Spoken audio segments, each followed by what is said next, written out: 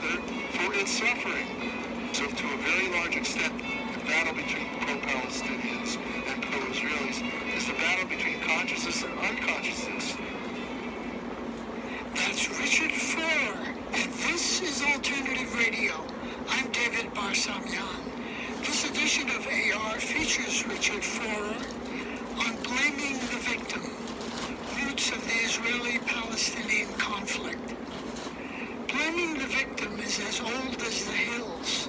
It occurs when the victim of a crime or tragedy is held at fault for the harm that befell them. In other words, you had it coming to you. The great scholar Edward Said ruefully remarked that the Palestinians were the victims of the victim.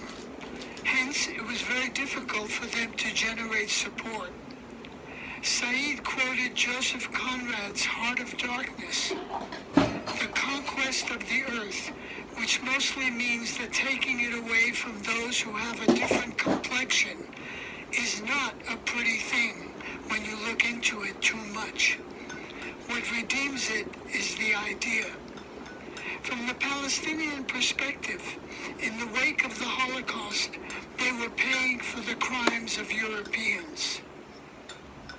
Our guest today is Richard Forer. He's spent time in the West Bank and Gaza and has Orthodox Jewish relatives living in West Bank settlements. He's a former member of AIPAC, the American Israel Public Affairs Committee, the influential lobby.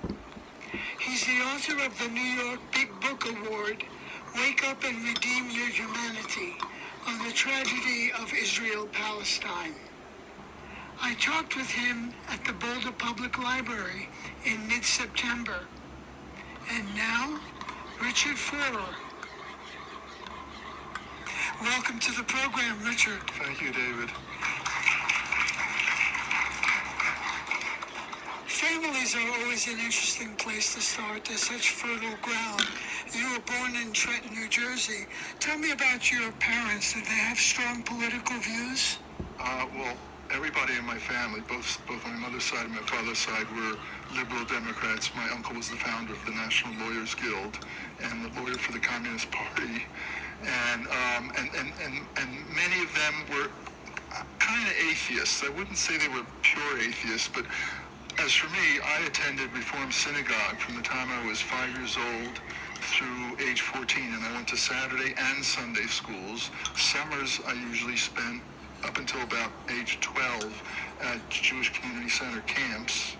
And I had a lot of Jewish friends and a lot of non-Jewish friends. I grew up in a neighborhood that was not Jewish. And did your folks and your siblings have views about Israel? People call me an ex-Zionist. I never thought of myself as a Zionist. The subject was never discussed. The only thing I ever heard discussed was the Holocaust, because every Jewish family I knew, including one of my best friends, had members who'd been killed in the Holocaust. So when I say one of my best friends, his parents, his father had escaped one of the concentration camps by killing a Nazi guard, and they both showed me their brands that had been branded into their forearms. And that was very significant. I was like 10 years old when they showed me.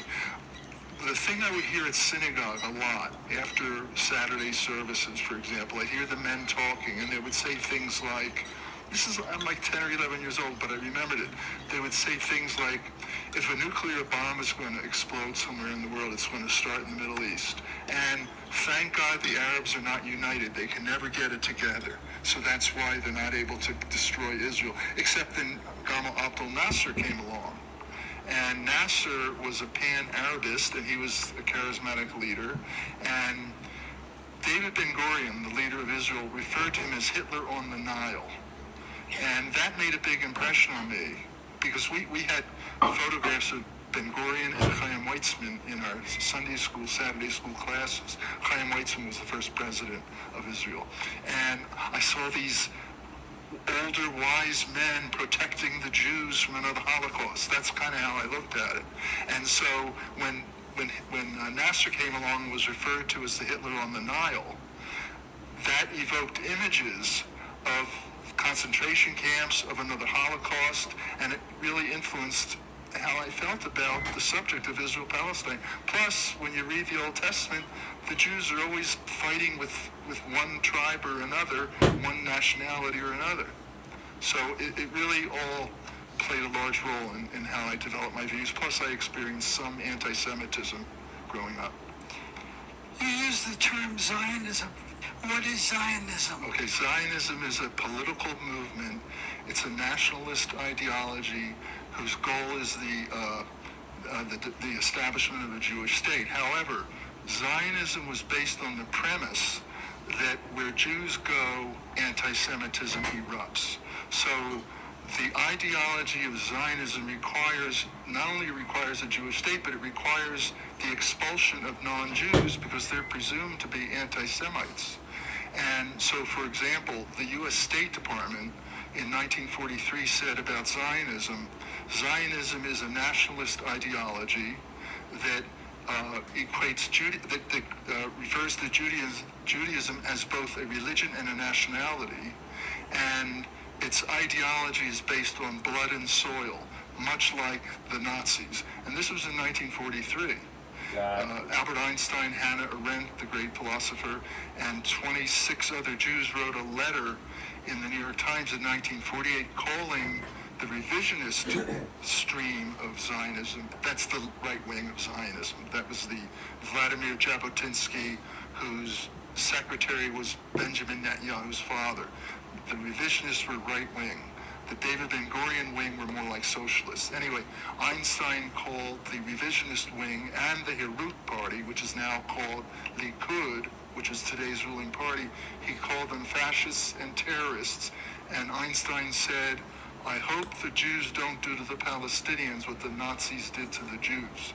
So Zionism is kind of a malignant ideology that has grown out of control because because it's not just nationalistic, it presumes that Jews are a superior people to everybody else. On October 24th, a little more than 2 weeks after the October 7th Hamas attack on Israel, UN Secretary General Antonio Guterres said, and I'm quoting, "It's important to also recognize the attacks by Hamas did not happen in a vacuum."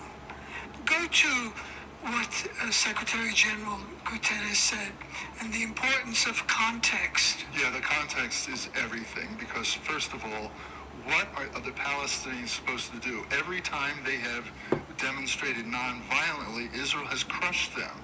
The two most prominent situations were the First Intifada, which began in 1987, and in the first year of the First Intifada, the Palestinians, depending on the source, whether you look at B'Tselem, which is the Israeli Center for Human Rights in the Occupied Territories, or Al-Haq, Law on the Service of Man, between 0 and 6 Israelis were killed in the first year of the First Intifada, while Israel killed more than 200 Palestinians, imprisoned thousands, deliberately broke the bones of demonstrators according to the instructions of Chief of Staff Yitzhak Rabin, and also deported and imprisoned every single leader of civil disobedience and nonviolence among the Palestinian people. And then throughout their history, the Palestinians have always been suppressed. Israel needs the world to see the Palestinians as a violent people. So, for example, during the First Intifada, Israel made sure, while imprisoning or deporting all of the leaders of nonviolence, they armed Hamas and allowed Hamas's leader, Sheikh Yassin, to hand out anti-Semitic hate literature calling for the overthrow of the Jewish state. That they allowed, but they didn't allow nonviolent demonstrations at all. And then you come to 2018, of course the period in between 87 and 2018 has really been a series of mostly nonviolent resistance. But in 2018, the Palestinians created the Great March of Return in Gaza. And it was kind of like a picnic, but the Gazans, 70 to 80% of whom are refugees, who attended the Great March of Return, were calling on Israel to allow them to return to the homes their families were kicked out of in 1948 and 1967. And they were also calling on Israel to treat them like human beings. So what did Israel do? Israel had highly trained snipers stationed beyond the fence separating Israel and Gaza, behind large earth mounds shooting people. And they killed 57 people that day, including children, and they wounded over 3,000. And they used bullets that were fabricated to maim people for life. So they would shoot at people's legs. And then because Israel wouldn't allow the people out of Gaza to get modern medical care, and because Israel doesn't allow a lot of medical equipment into Gaza, a lot of these people had to have their legs amputated who might have avoided that. So the day after this first day of the March of Return, the IDF tweeted, and they eventually removed this because they realized how stupid it was to say this, the IDF tweeted that they were able to account for every single person there. They knew what everybody was doing, and they didn't waste a single bullet. 57 dead people, 3,000 injured. So this is an example. So what is Hamas to do? They're living in extremely impoverished conditions where the children have the highest rate of diarrhea, like children under 5, the highest rate of diarrhea in the world. There's a huge number of children with malnutrition. This is before October 7th, by the way. And 93% of the water is undrinkable. What are they supposed to do?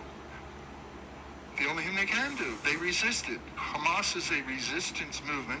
Yes, they have used terror tactics, just like the IRA, the Mau Maus of Kenya, the National Liberation Front of Algeria, and many other resistance groups. Just like the Irgun, the Stern Gang, and the Haganah, the Jewish resistance groups that pioneered the use of bombs in the marketplace, drive-by shootings, bus bombs, and they were so vicious they killed more Jews than any other demographic because they killed Jews who talked about making peace with the indigenous people.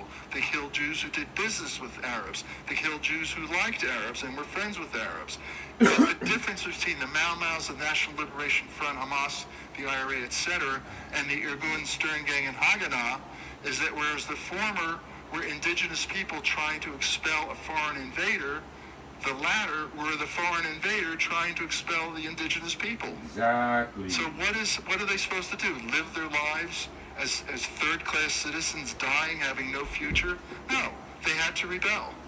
And if you want, I can go through the statistics. They did not kill 1,200 people. It's less than that. Yeah, well, it's not only less than that. The Raphael Lemkin Institute for Prevention of Genocide and Israeli Social Security data says that a total of 1,139 people were killed on October 7th. 373 of them were military personnel, which under international law were legitimate targets.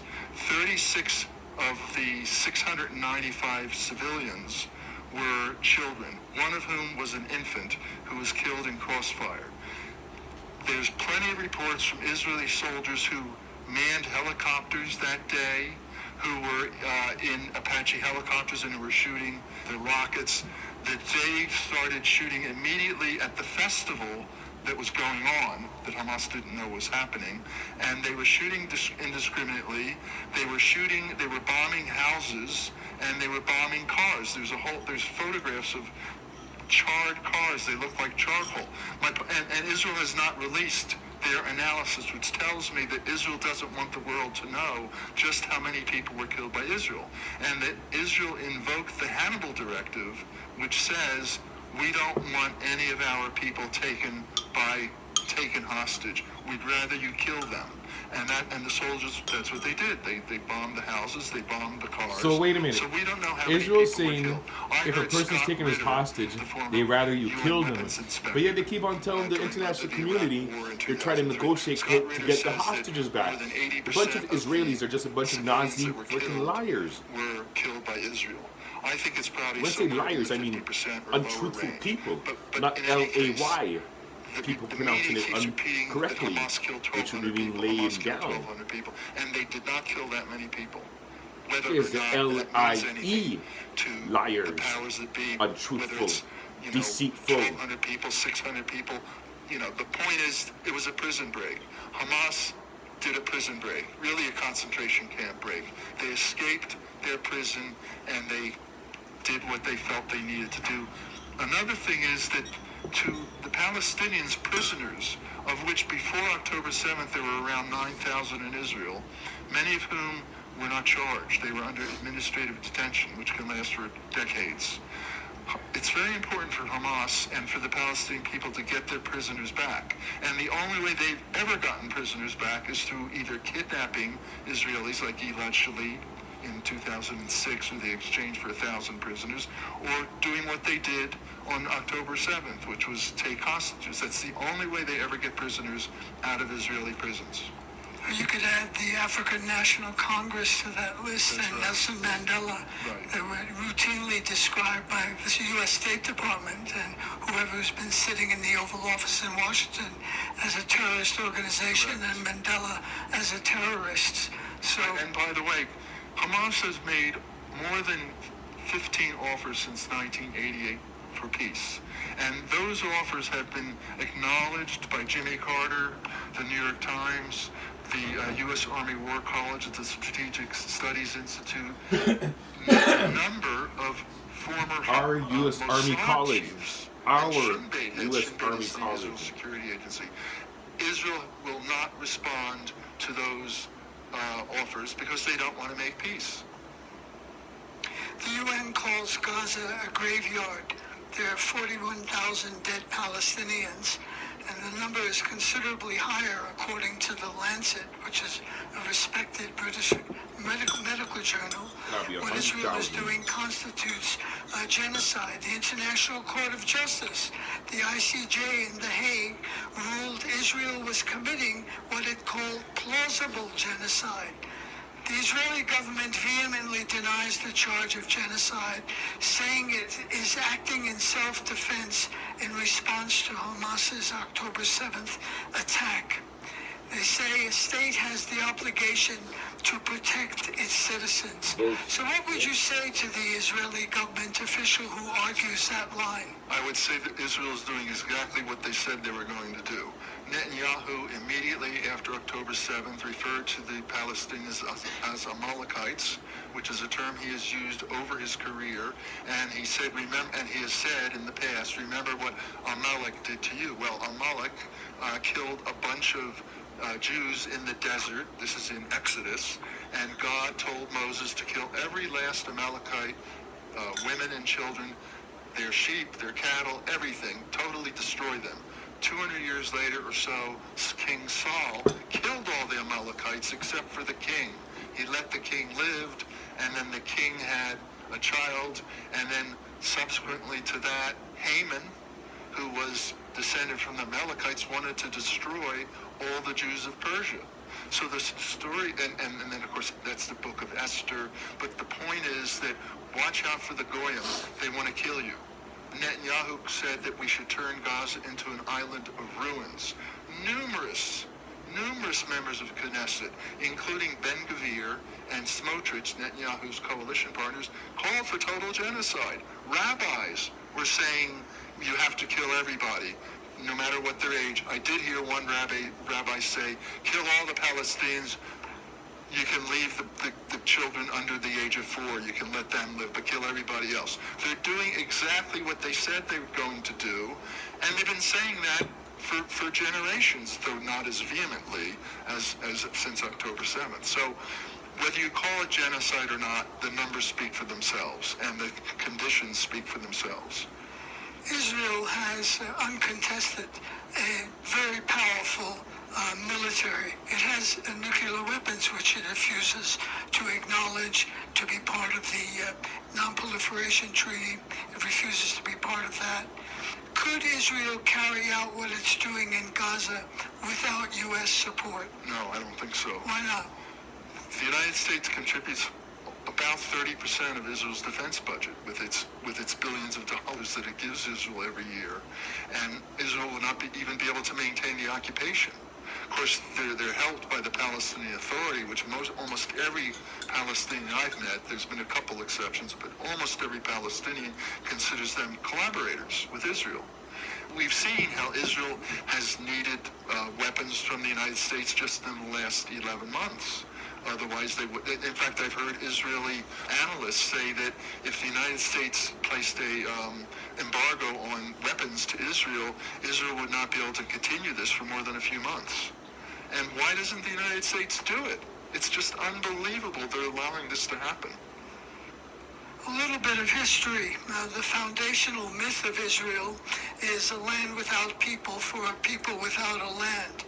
But Israelis knew that that was a myth. War hero and defense minister Moshe Dayan said, "We came to a region of land that was inhabited by Arabs." Even the infamous Balfour Declaration of 1917 acknowledged that there was, quote, existing non-Jewish communities in Palestine. It's interesting, they did not say the word Arab. At that time of the Balfour Declaration, the Jewish population of Palestine was 60,000. Do you know what the Arab population was? At that time? 700,000. Of course, the Jewish population, because of immigration and what the British were doing to the Palestinian revolt from 36 to 39.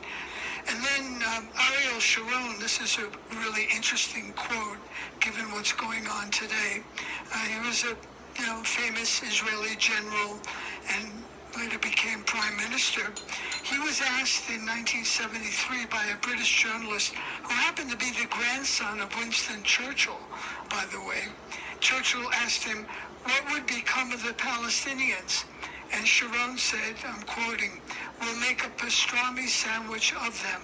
We'll insert a strip of Jewish settlements in between the Palestinians, and then another strip of Jewish settlements right across the West Bank, so that in 25 years' time, neither the United Nations nor the United States, nobody will be able to tear it apart," unquote.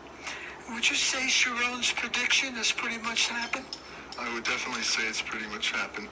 Well, where are we now with settlements and settlers? And I've always wondered why we're using these euphemisms as opposed to colonies and colonizers. Isn't that much more accurate? Yes, and I consider the settlers, at least the settlers, they're mostly the ideological settlers, which means they're religious. But those settlers, I consider them terrorists. I consider the state of Israel a terrorist state because the state of Israel knows what the settlers is doing. It allows them to do it. They are protected by the Israeli Defense Forces. So, for example, if settlers go into a village and, let's say, the mothers bring their 5-year-old children and teach them to throw stones and eggs at Palestinian children leaving kindergarten for the day, the soldiers just watch. If Palestinians get upset, the soldiers make sure they don't interfere. The soldiers are not even allowed to interfere with the settlers' activity. So if the settlers go in and start beating up Palestinians with bats, which they used to do, and they still do, the soldiers sometimes participate, but they do not interfere. The settlers are basically a de facto volunteer wing vigilante squad of the Israel Defense Forces. And now, by the way, I don't know if you know this, the West Bank is no longer under military occupation, as it has been for decades. It is now under civilian occupation. The government of Israel turned over the administration of the occupation to Bezalel Smotrich, the head of the religious Zionist party, who is one of the coalition members. And Minister of Finance. And Minister of Finance, and he wants to get rid of all of them. Wow. All of the Pure Palestinians. Nazism, man.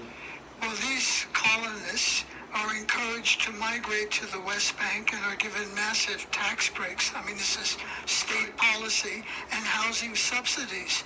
I mean, does this qualify as settler colonialism? It does qualify. I mean, not only is Israel extending its settlement enterprise, there's over 100 outposts that are considered illegal under international law that Israel allows to operate, and some of them eventually become part of a settlement. They expand and then they merge into a settlement. Israel's doing nothing to stop them. It even provides them these illegal outposts with electricity and water.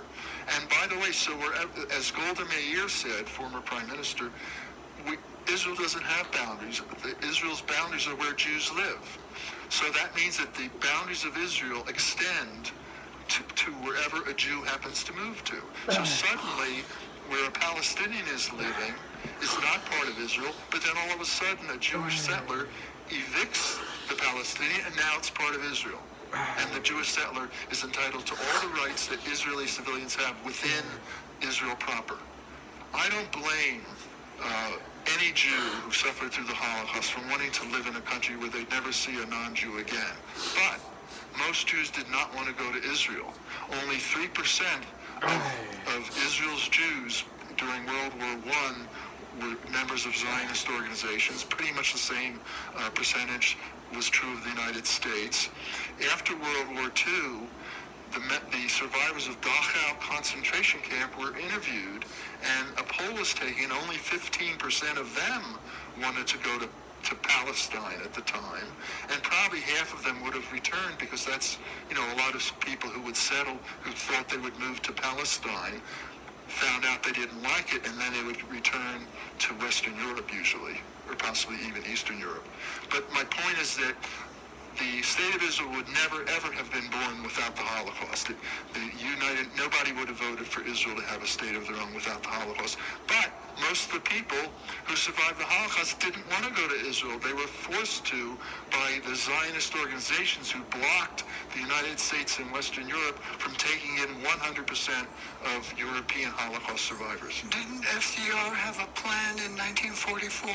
Correct. FDR had a plan which he got Western Europe to agree to, where they would take in 100% of the Jewish Holocaust survivors. He sent his attorney, who was Jewish, Morris Ernst, who was the founder of the ACLU.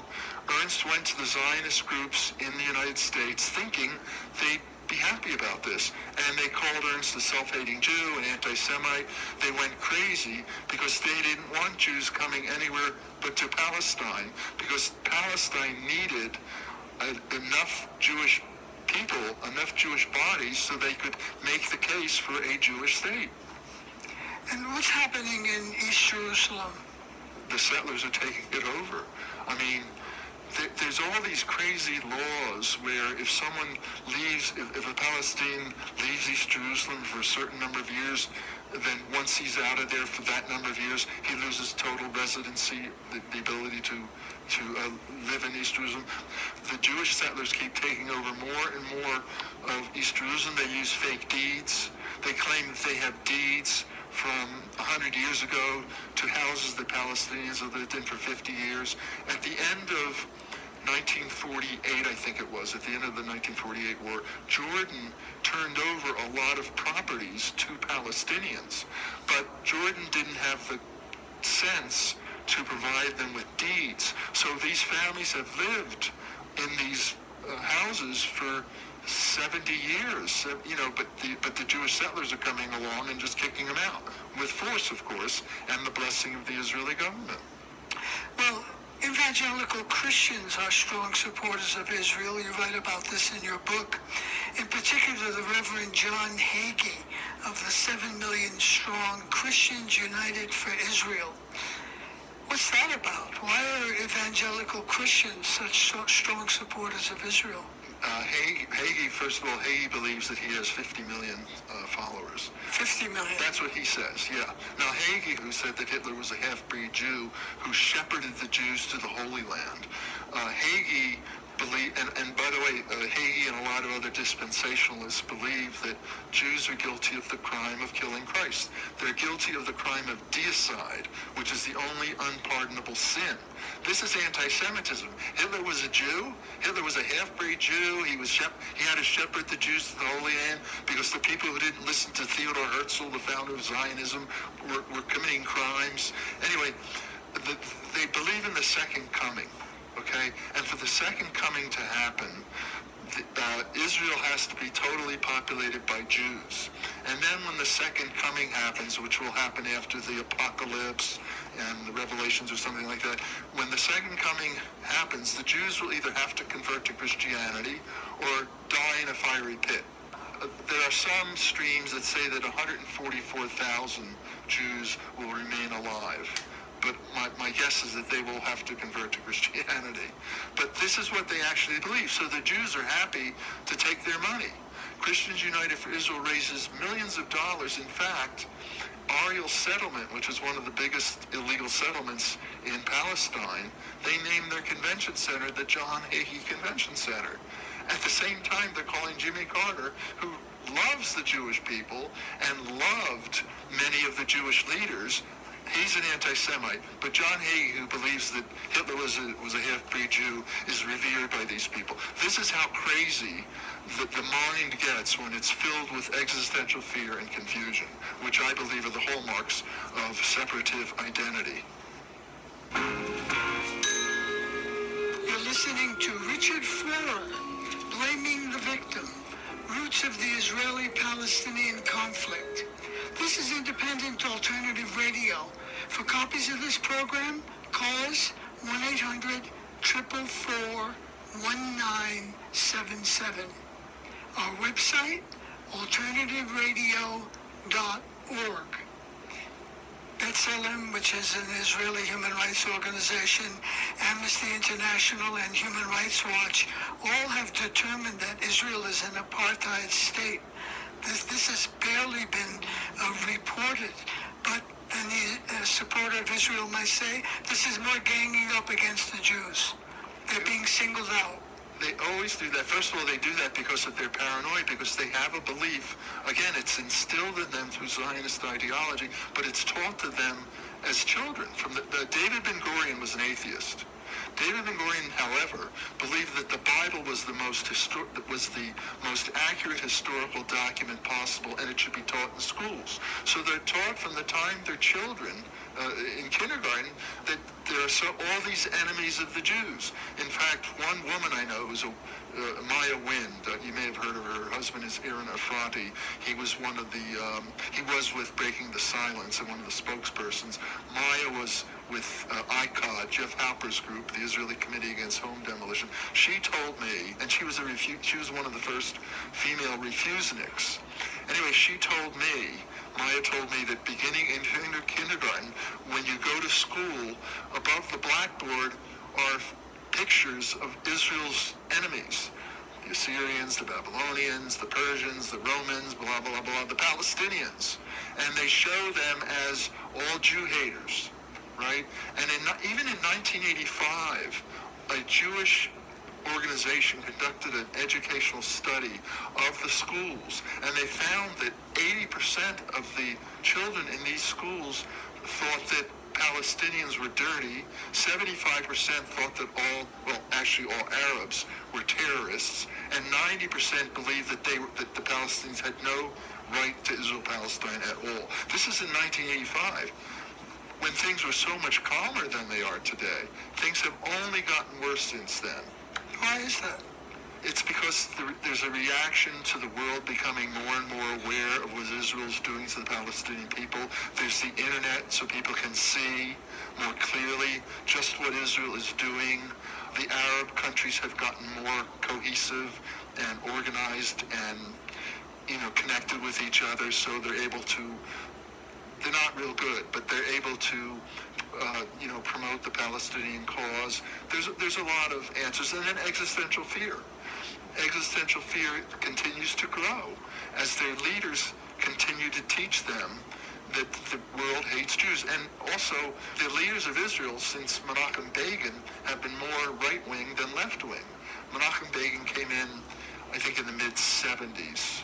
And so the right wing is definitely far more hysterical, let's say, or far more bigoted toward Palestinians. They don't have much generosity toward Palestinians. Netanyahu, if you read Netanyahu's writings or hear him talk from the time he was in his 20s, he really believes that Arabs are the eternal enemies of the Jews and that they are subhuman. Okay? And pretty much most of the Israeli prime ministers have said that. And then the chiefs of staff, when you read what they say, it's just horrifying. Among the U.S. political class, there's a strong bipartisan support for Israel, with a few exceptions. Do you see any serious erosion of the U.S. position? More than in the past, but not enough. Nowhere near enough. Like, for example, when occasionally the House, Betty McCollum usually is the congresswoman from Minnesota who does this. She's a Democrat. Usually she'll put forward a resolution which they'll call maybe No Way to Treat a Child. And it says the U.S. will not give Israel any more weapons as long as they are abusing children. And the only people who ever sign on to that resolution are 100% Democrats, no Republicans, and of the Democrats, it's gotten a little bit better, but I would say 80% were people of color until recently. A couple more Caucasians have joined that, but it's nowhere near enough. 30 out of 435 House members, it's ridiculous, and almost nobody in the Senate. Bernie, a little bit Elizabeth Warren, but that's about it. AIPAC, American Israel Public Affairs Committee, you were a member. What was that like? And does the lobby still have big influence in Washington? Recently, AIPAC helped defeat House Representatives Cori Bush and Jamal Bowman, both of whom were critics of Israel. When AIPAC, I would get the literature every week usually, and after being a member for a year, and I had my transformation, they called me up and I spoke with a woman who was a graduate student, and I said, you know what, I can't support AIPAC anymore unless they decide to make peace with Israel and they stop promoting violence against the Palestinians. And she goes, well, AIPAC only does what the Israeli government tells them to do. And I've heard that many times since. So AIPAC, in my opinion, is an arm of a foreign government. They should not be allowed to be a lobbyist group in the United States, and donations to AIPAC, and AIPAC is extremely wealthy. Donations should not be tax deductible.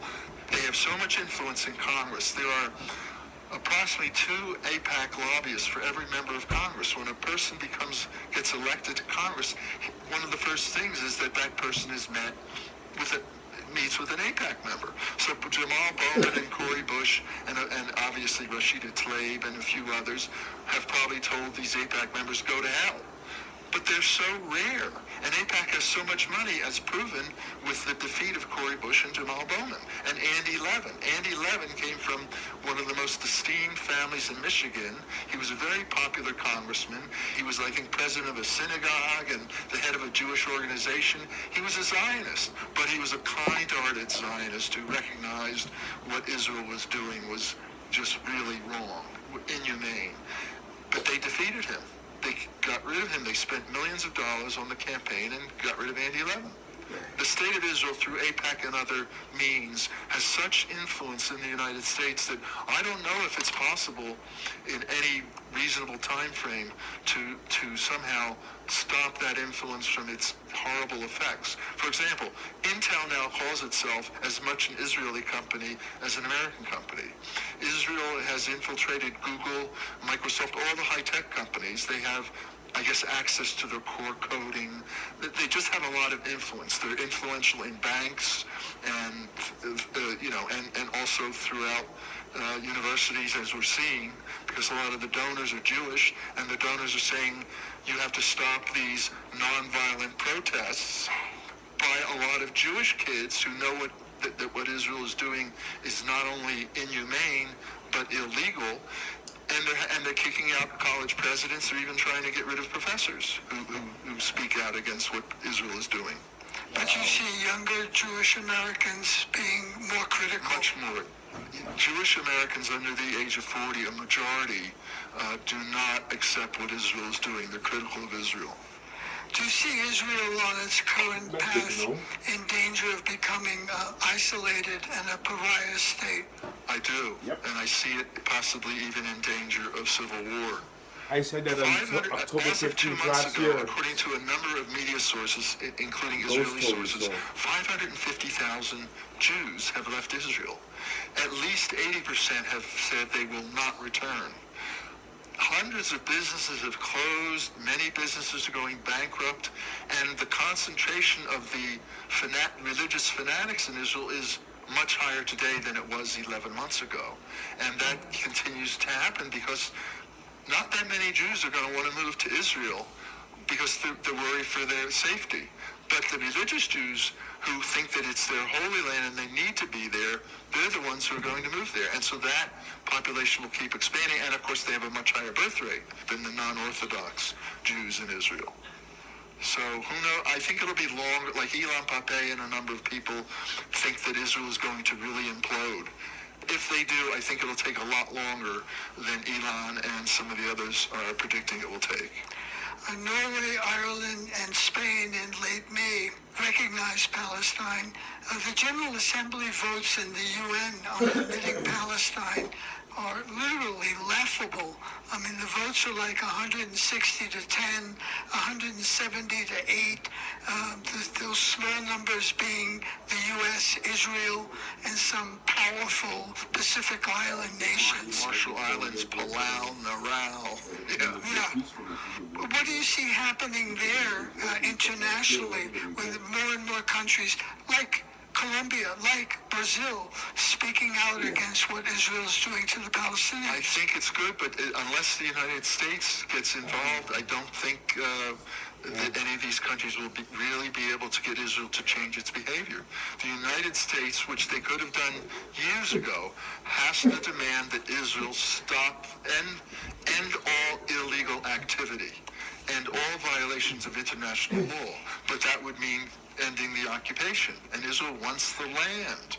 They're not occupying the Palestinian people for security reasons. If they really wanted security, they would have accepted they would have accepted numerous peace plans beginning in 1948, but they would have at least accepted the Arab Peace Initiative that has been on the table since 2002, would provide security guarantees for every state in the region, would provide Israel with diplomatic relations with every one of the 57 Muslim nations on earth, and would create a peace on the 1967 border, but that's negotiable. Even the former head of Mossad, he said, look, if Israel would give the Palestinians 97% of the West Bank, allow a nominal number between 20 and 30,000 Palestinians to return to Israel proper, and give Palestinians their civil rights, they could make peace. But Israel wants the land. They've been willing to sacrifice Jews in favor of the land. They've always been willing to sacrifice Jews. They've always wanted the land. They originally wanted a greater Israel, which was Syria, most of Lebanon, Jordan, Transjordan at the time, and all of Palestine. That was their goal. And Russia and the United States in the 1950s, when Ben-Gurion started talking about this, almost kicked Israel out of the United Nations. But then Ben-Gurion, modified his language. Talk about two young Americans. In February, Aaron Bushnell, a 25-year-old Air Force serviceman, immolated himself in front of the Israeli embassy in Washington. His last words were, "Free Palestine." And then in early September, Ayşenur Agi, a 26-year-old Turkish-American woman, was shot and killed by the Israeli military while at a peaceful protest in the village of Beta, near Nablus in the occupied West Bank. Her death reminded some of another young American woman, peace activist Rachel Corrie, who was crushed to death by an Israeli bulldozer in Gaza in 2003. Again, there's been no accountability for that. Not only has there been no accountability, the Israeli courts exonerated the bulldozer driver, even though he saw her and deliberately drove over her. And then when the Corries sued the state of Israel, the judge threw the lawsuit out also. And the reasoning was she was not an Israeli soldier, therefore she's an enemy combatant. That was basically the reason why the bulldozer driver was exonerated.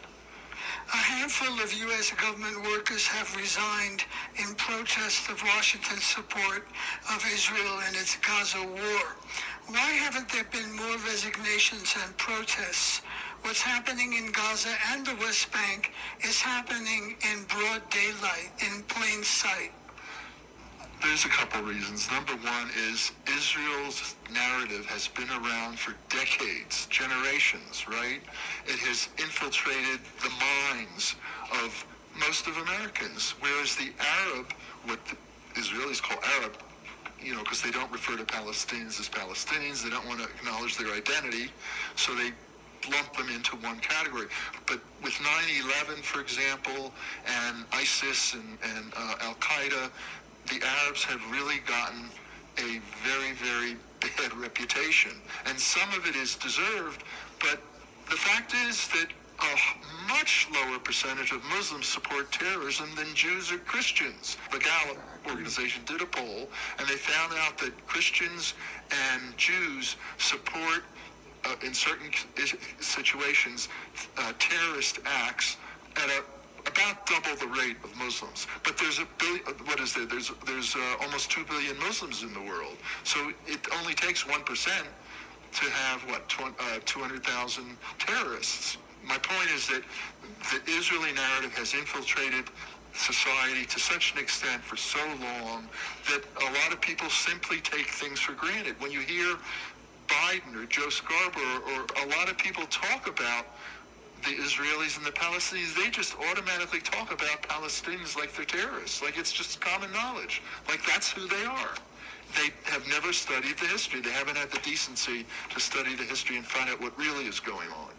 What's happening mostly under the radar in the occupied West Bank? Since October 7th, there are close to 700 Palestinians dead, many more wounded, and thousands in prisons where, according to a documented B'Tselem report, there is torture.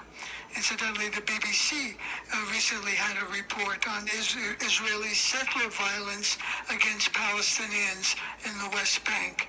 Oh, it's horrible, horrible what they're doing. Under Ben-Gvir has the torture sessions from the worst of the prisons. He has them live stream video to his house so he can watch. They ordered the prisons to virtually starve them to death, to dehydrate them to death, to keep them chained 24 hours a day, no sunlight, and they're committing psychological and physical torture to these people. A lot of the prisoners have had their shackles so tight that, and the Israeli guards wouldn't remove them, that they had to have limbs amputated. This is their revenge. Israel is seeking vengeance. They want vengeance on the Palestinians for what they did on October 7th, for what the Amalekites did on October 7th. So they think it's justified. I'll give you an example of how psychotic this view is. And I'm not anti-Israeli. And I'm not pro-Palestinian. I'm pro-human rights and anti-oppression. But to give you an example, there was a book written a number of years ago by two Orthodox rabbis called The King's Torah. And it was very popular in Israel. But when some of the secular organizations in Israel got angry at what it said, they were defended by a whole lot of other rabbis. What it said was that there's a term in Judaism called Yetzer Hara, which is the evil inclination. And Yetzer HaTov is the good inclination. And all human beings are born with Yetzer Hara and Yetzer HaTov. So according to the King's Torah, it is an act of compassion to kill Palestinian infants because they will grow up to be terrorists. And by killing them, you are ridding them of their Yetzer Hara, their evil inclination. This is how twisted some of these people have gotten. And these people are getting to be the mainstream of Israel's society. Ben-Gvir and Smotrich basically represent these people. And I just want to point out, one of the reasons Netanyahu, not that he wants to, but Netanyahu cannot create a ceasefire, cannot go along with a ceasefire if he wants to remain prime minister. Netanyahu's ideology is very similar to Ben-Gvir and Smotrich. It's just that they're religious and Netanyahu is not. But Netanyahu basically agrees with everything they want to do, which is expel through murder or population transfer, expel the indigenous people. And they would prefer murder. They would prefer murder because a dead Palestinian cannot commit a crime like was committed on October 7th. The U.S. is an imperial power. It has military bases all over the Middle East. Washington is in bed with autocrats like Sisi in Egypt, monarchs in Jordan, emirs and sheikhs in Saudi Arabia, Kuwait, and the United Arab Emirates. How does Israel figure in U.S. military calculations in the region? If the United States is committed, has an ironclad commitment to Israel, to make sure that Israel maintains its existence and is able to defend itself against foreign invaders, the United States is always going to make sure that its best friend in the Middle East is able to maintain hegemony in the Middle East. And that's one of the reasons why the United States is so antagonistic to Iran. The United States could speak more with Iran. George Bush ignored the president of Iran, who was willing to make a treaty with the United States. The Iranians were willing to create a nuclear-free Middle East, right? Of course, a nuclear-free Middle East means that Israel would have to give up its weapons because Israel is the only nuclear power in the Middle East. But my point is that the Iranians are willing to engage with Israel and with the Americans. Ehud Barak, the former defense minister, former prime minister, said they're not irrational. They're meshuganas, but they're not irrational. Meshugana is the Yiddish word for crazy. So he considers them crazy, but he admits that they're not irrational. What steps can be taken to alleviate or to address the roots of the conflict? That's a very interesting question, because normally I would say education is absolutely necessary. We have to educate Americans, and somehow you got to get the education to start teaching Israelis not just the roots of the problem, but the fact that we all share a common humanity. So education doesn't work. Okay, there have been probably thousands of studies that show that if you take someone with strongly held beliefs and you show them irrefutable evidence that their beliefs are wrong, they embrace their beliefs more tenaciously. Okay, it doesn't affect them at all. So the two things that I think should be taught in school, but again, Israel would rebel against this because the parents wouldn't want to go for it, are nonviolent communication, the work of Marshall Rosenberg, and the work of Byron Katie. Those things teach people to be responsible for their feelings, that no one else is responsible for their fear, no one else is responsible for their anger, and they teach, and in Byron Katie's case in particular, they teach projection. They teach how you are seeing the world as a projection. What you claim is true of someone else is often true of yourself. And these spiritual practices, because that's what they really are when you really get into them, these spiritual practices really need to change the consciousness of our society. Otherwise, we're going to destroy ourselves. Even leaving Israel aside, we're going to destroy ourselves if we don't learn to live together and learn to take responsibility for our beliefs and images, and learn that, yes, you're a Jew, you're a Christian, you're a Muslim, you're a Hindu, whatever, but at heart, there is no separation, and you are a human being who happens to have been born into a Jewish, Christian, Hindu, Muslim family. We all share a common humanity. I want to mention one of the principles I discovered, which is that the root of suffering is the attachment to a presumed, limited, and mortal identity, and to the beliefs and images that emanate from and reinforce that presumption. If someone were to take that definition and apply it to every situation where they see conflict, they would be able to understand what is going on to a far greater degree. And then a corollary to that is that the real enemy is not someone or something outside of us. The real enemy is the unexamined and dualistic mind that unconsciously projects its suffering onto the other and then blames and scapegoats the other for its suffering. That's what we're doing all the time. Yes, some people are more cruel and vicious and dishonest and unconscious than others. In fact, to a very large extent, the battle between what some people will call pro-Palestinians and pro-Israelis is a battle between consciousness and unconsciousness. My friends, my relatives who still support Israel, and everybody else I met, they want to remain unconscious.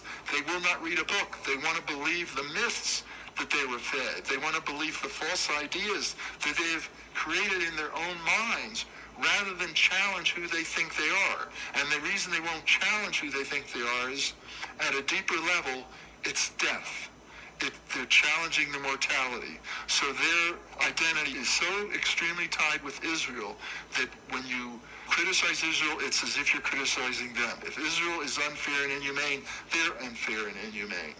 And all that it takes is to just wake up and read a book. I've told my friends, Why don't you read a book?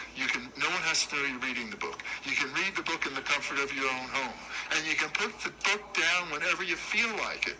And they won't do it. They won't even read my book. Not only will they not read my book, but they know that I've studied the subject for thousands of hours. But they think they know more than me, even though they haven't studied it for more than a minute. This is the dilemma. This is not an exaggeration. These people, I'm not just talking about my friends, I'm talking about everybody practically.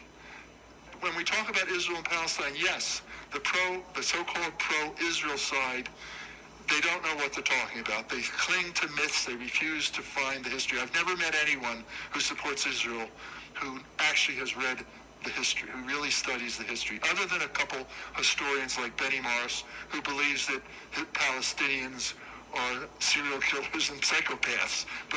So it's like the KKK. They're willing to admit they hate Jews and Catholics and African Americans. And by the way, Tamir Pardo, the former head of Mossad, has called today's Israeli government much worse than the KKK. So it's a huge dilemma, and it's an existential threat to the world. It's as I say, existential fear and confusion is the main disposition of human beings.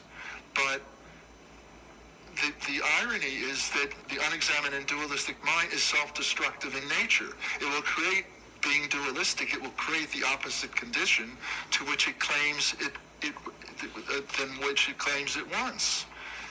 This is why these spiritual practices are necessary. And it doesn't have to be Byron Katie and NVC. There are many other wonderful spiritual practices from religions, mostly from the East, in my opinion.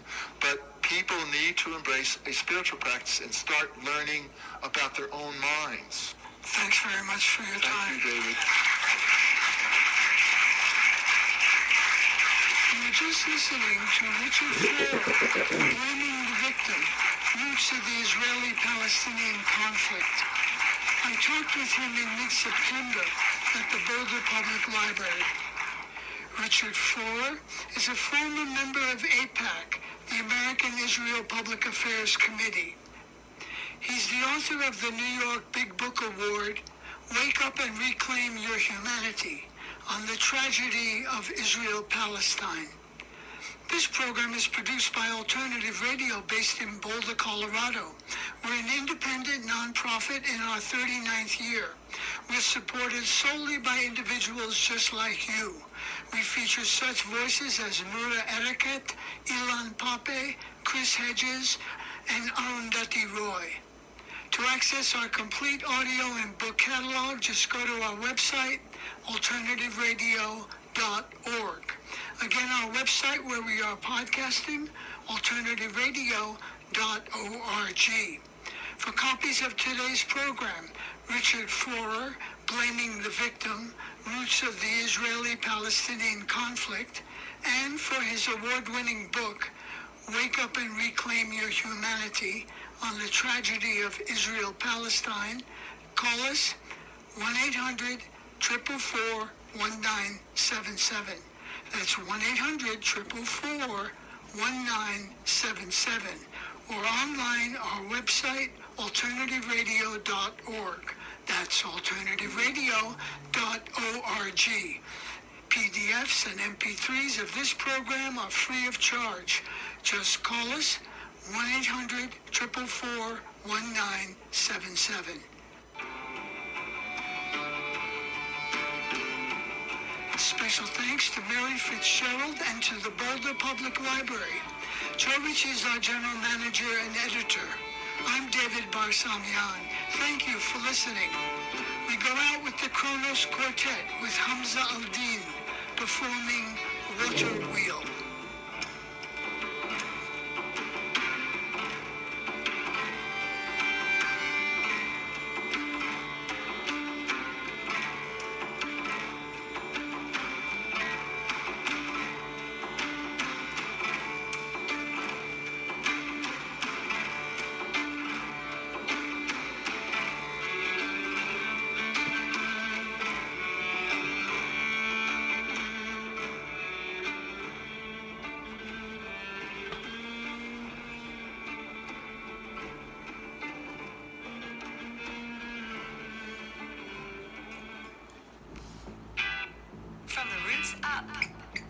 CIUT 89.5 FM,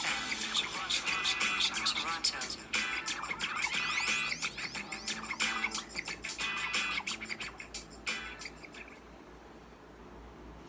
Well, I am unsure if I broadcasted this one before because it seems kind of odd to me. I know I listened to this one before and made a comment during it and at the end, but I wonder if I broadcasted this one before on Instagram and even posted it before on YouTube. And if I did not at all, I guess I must have dreamt a little bit about it, but I think I was in a different position than that, whatever. But regardless, it is 1 full year since the drama started. The armed conflict, I would say, is a better word than war. Battlefield, battle zone. War is not a good word for what is going on right now. I'm kind of wondering if that song by Bruce Springsteen,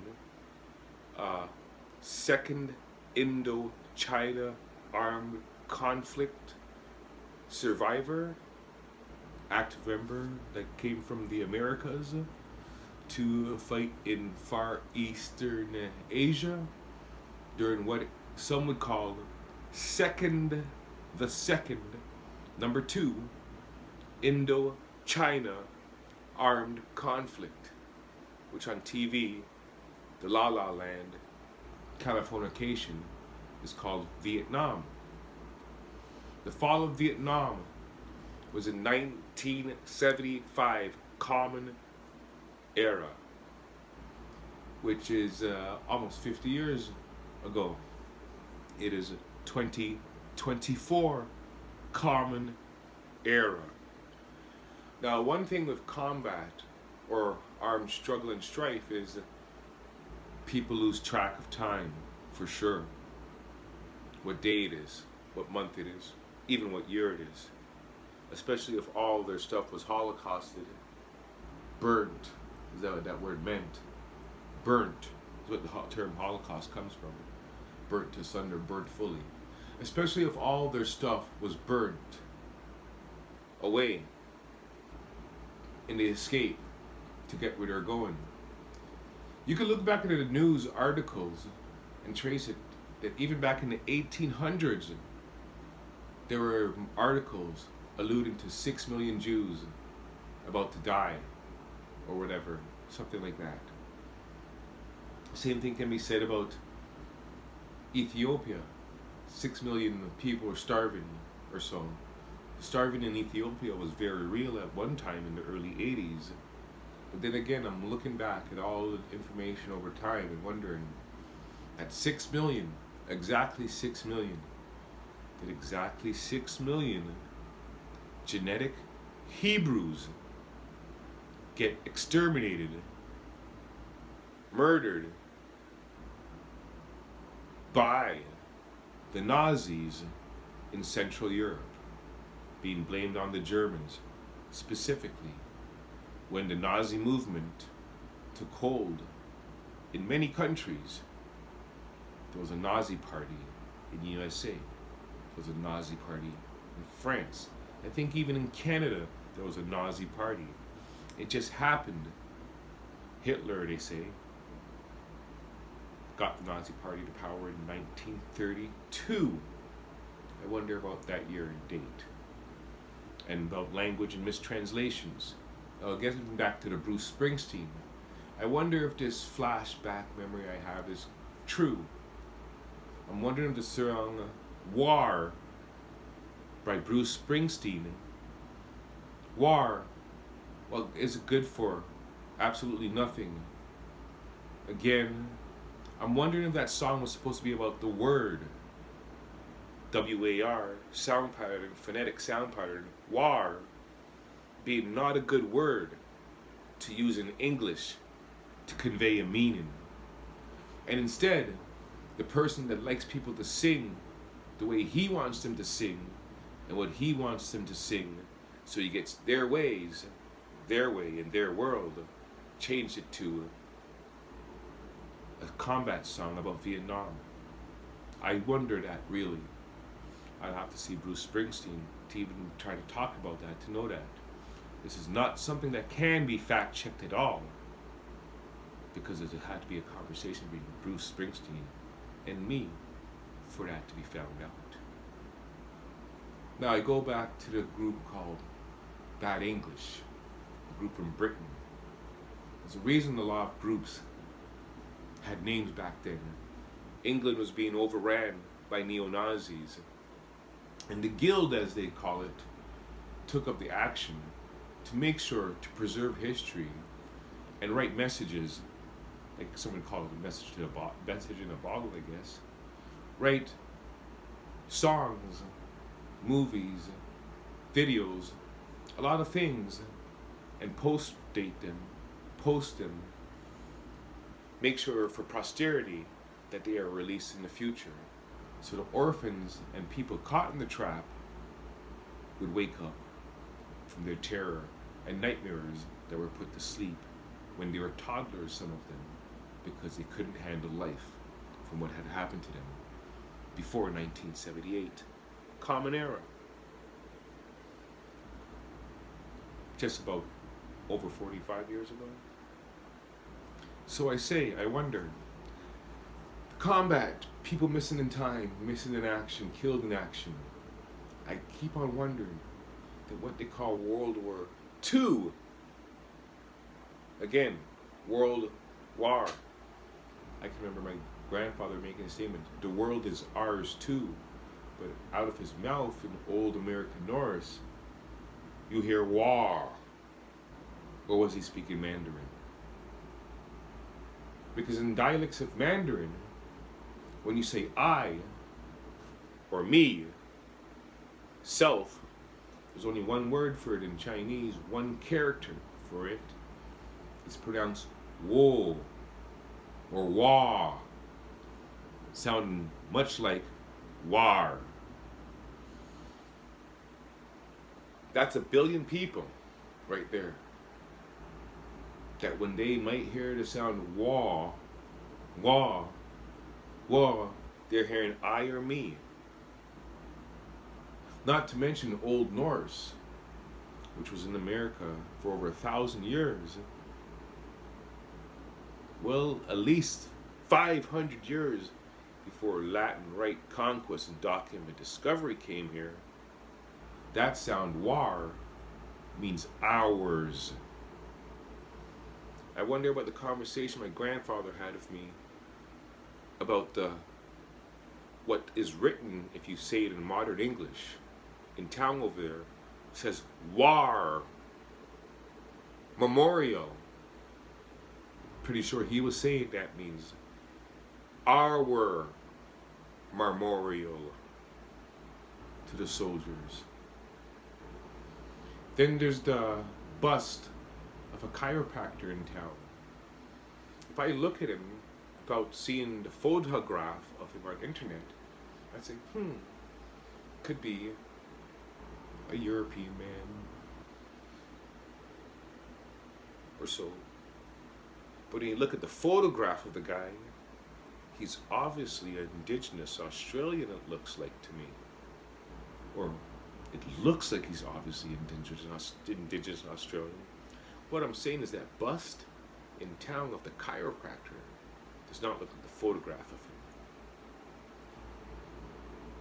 So we have bad English in a world where people use war for armed conflict. And there's armed conflict all around the world. And that should have stopped a long time ago. And the armed conflict keeps on increasing because people want to make, some people, not everybody, some people want to make nation states that only have one religion or one spiritual path.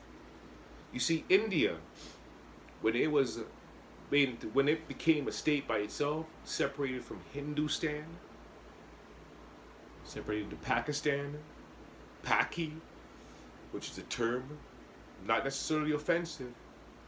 The people are Pakrit, Pak-E, Stan, land of the Paki. Hindu, Stan, land of the Hindu. Now they're changing the name to Bratistan. When that country separated from what some would say is Great Britain, Great Britain, interesting. What does he mean, Great Britain, Great Britain? When that country separated from Great Britain, what some people call England, Scotland, Wales, Ireland, some people call it like that and claim it like that.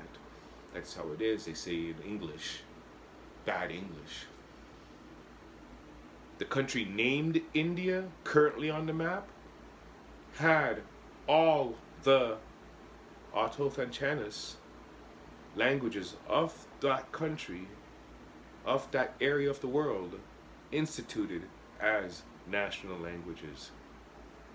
And also English as well, because English was a language of trade and a common language amongst many. English, according to what I remember from my grandparents and grandparents' generation, was the language that came out after World War II ended, what is called World War II. Before what was called World War I, English was not an international language around the world. And across the Atlantic, it was more Greek, especially if you're a Christian, Jewish, or Muslim, or Old Norse across the Arctic, the North Atlantic. But a lot of people don't realize that because they're supplanted by Latin, right, document discovery in English, and being forced to speak English, a bad English. A language where the wealthy, super wealthy corporate entities that started corporations like the Dutch East Indian Trade Corporation and bullied different tribal families' leaders into a clinch hold, then blamed them for the world's problems, is the situation in what we are right now. What people call New York City used to be called New Amsterdam. The center of trade for the Dutch masters that controlled the eastern seaboard. There were good German people here in North America helping indigenous people, but yet Germany gets all the blame for something that isn't to blame against one specific ethnicity or culture. The super wealthy elite that are pushing for the one world, one religion government exercised the document of discovery, Latin Rite document, to push people off their land worldwide until they took over the United States of America after Nazis got paperclipped into the United States. So who's to say what date on the calendar it is? Since what is called World War II ended, and since what is called Second Indochina ended in 1975, Common Era.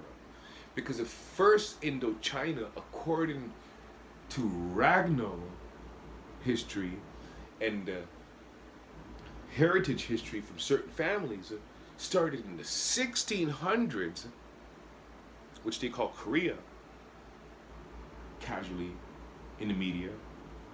How the hell is the second Indochina end up finishing 1975, Common Era? There's a weird anomaly in the MASH movie that I saw. It matches a weird anomaly in the first MASH episode.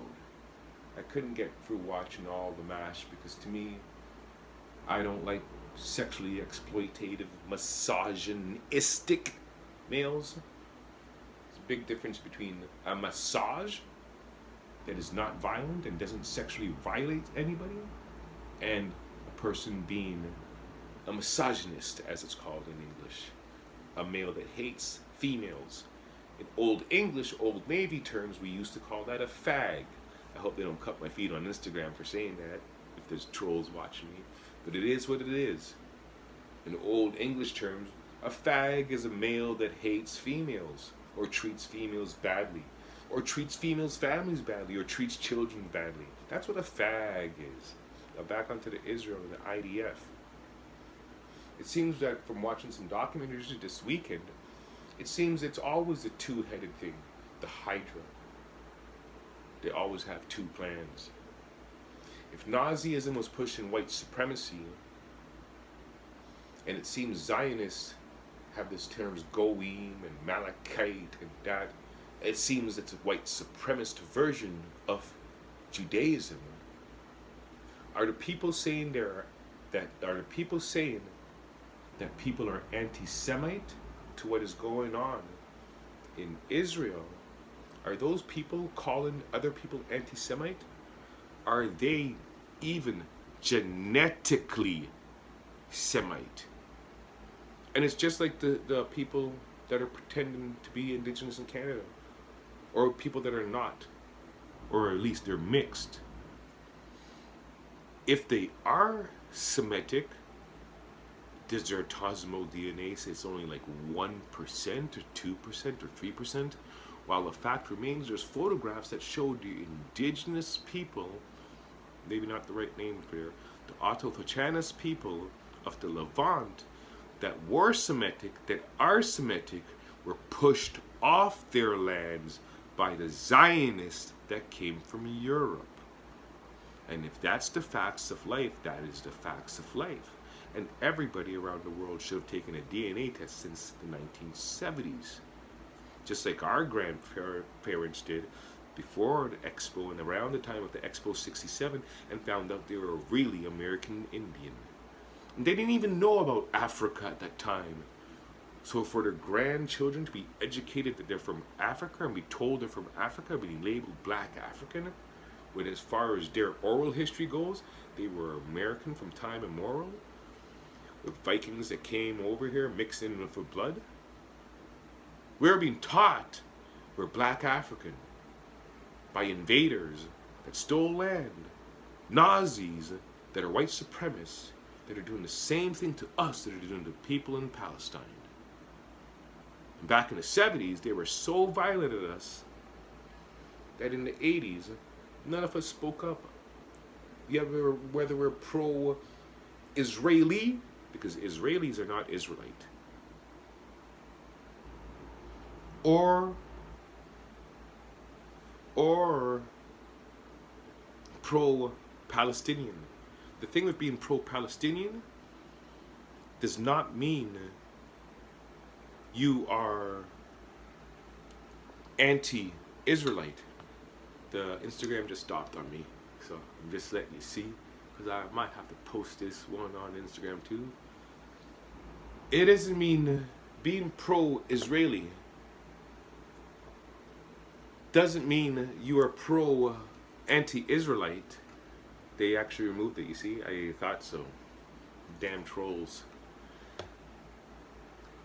Being pro-Palestinian doesn't mean you're anti-Israelite or anti-Semitic, because Palestine, that word, phonetically, it means stone palace. Isn't that what is there?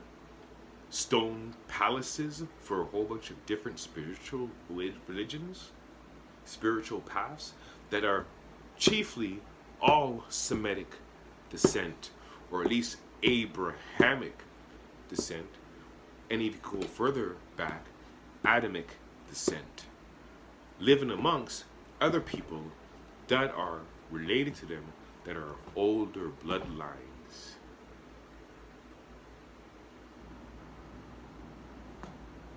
Yeah, I've been trolled all my life by the Coalition of the Willing.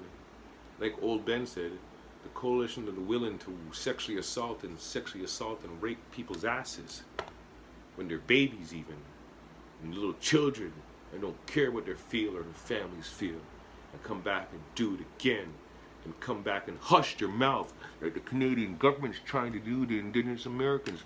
Hush our mouth about what happened. I remember the dog sled killings.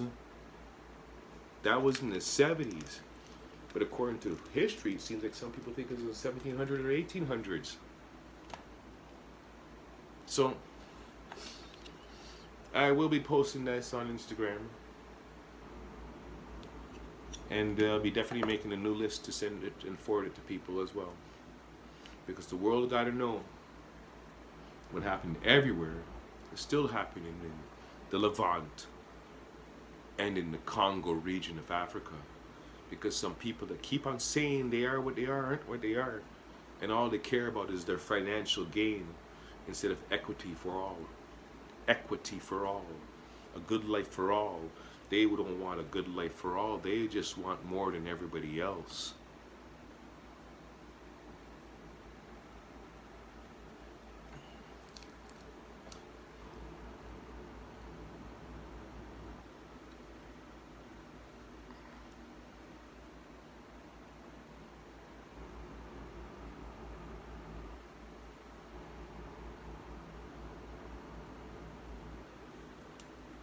Trying to share it, but